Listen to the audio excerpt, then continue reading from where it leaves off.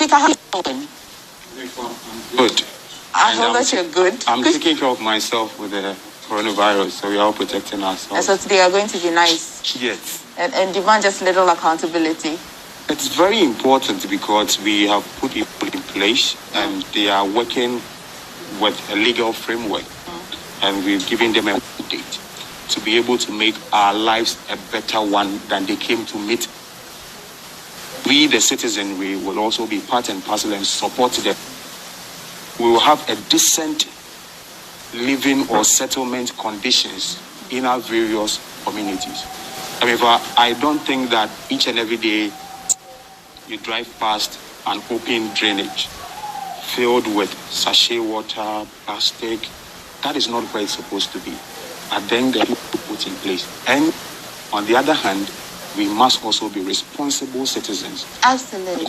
Very, very important. You know, Speaker, so at the end of the video, the commentator said that people were afraid to speak, though they have a lot of issues, particularly in Alajo. The fear of victimization. Why and how? Because of our political divisiveness, religious divisiveness, because of our loyalty to individuals.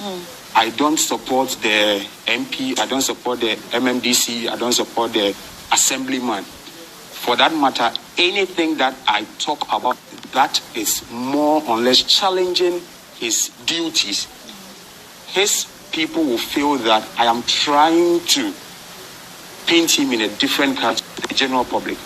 They will come at me.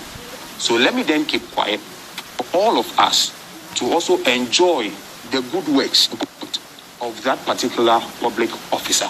So I don't want people to tag me. As we speak, he always talks about this. What kind of person is this?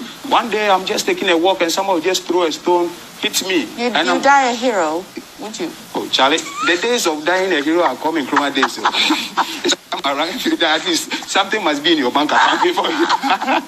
So that is how people are afraid of. They don't want to come out because of our political differences. Because hey, regardless, we have MPP, NDC, CPP, PPP, wherever, and whoever is there on the ticket of a political party. Right. So his own people wouldn't criticize him constructively, probably. But when I go in and criticize the person that, hey, MC, you're supposed to do this, the Local Government Act at 936 requires that you are supposed to do this. Why are you not doing this? I am coming to you. Then people go, this guy is worrying us. Let's get him off the way so that at least we can work in peace. So that is why people are so scared. Okay, now I understand what they mean by the... Right, so this is a case in Alajo. Alajo is a small suburb in Accra. Yeah.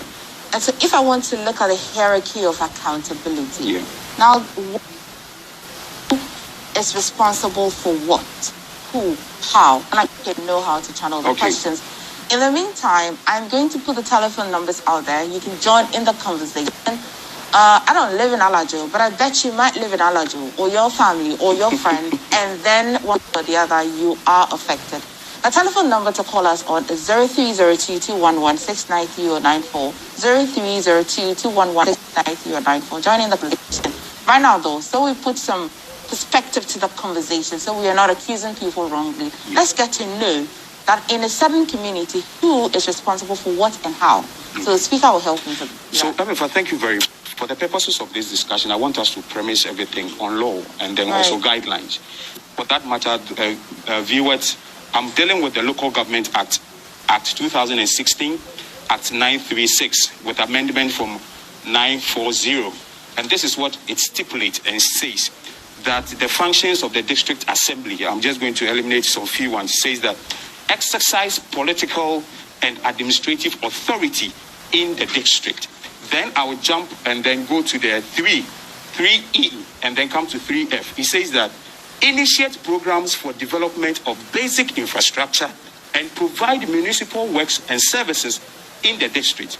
F says that be responsible for development, improvement, and management of human settlement. And then if I hear, I want us to underline settlement and the environment in the district. So here the authority, the highest authority within the district municipal is the MMDC, Metropolitan Municipal or District Chief Executive.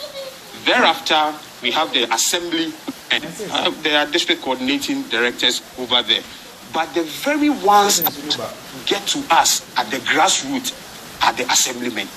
They are very close to us because they man the various electoral areas. Don't forget that these districts and municipals have been demarcated into electoral areas. And these people are more or less the political heads over there. So when I have an issue, the first point of call political authority is to the assemblyman. He then picks the issue up, then takes it to the district assembly. If they have the committee, the MCA is there. MCA, my electoral area, my local area, we have such an issue over there. Could you please come there and come and help us? So when you talk about this, then if it is beyond the MMDC, that is when he also consults with the regional minister, because he is also over there. So he consults with them. And then together, they work hand in hand in improving the living standards of the people. But a quick one as to how you can get in touch with the local assemblies. There is a unit within the local assemblies known as the Public Relations and Complaints Unit. Okay. And just one of their functions to educate members of the public on the activities of the district assembly. Educate members of the public on the activities of the district assembly. The law allows it. That is what the local government act says at 936. That is what it says. Okay. Now, whichever means, whichever platforms that they are supposed to use is the media, billboards, society, community engagement.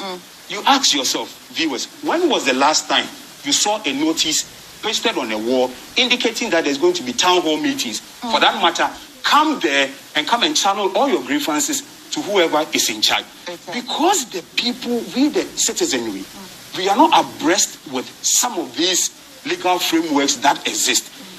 We feel that is why he said the victimization comes in. We feel that when we go, we are just going baseless. We don't have any points. We don't have anything to develop it. So when we go, we don't even know which part of which law to quote that indicates and gives us the power to even go and talk to the MMDC or even the assemblyman. Okay, thank you for giving me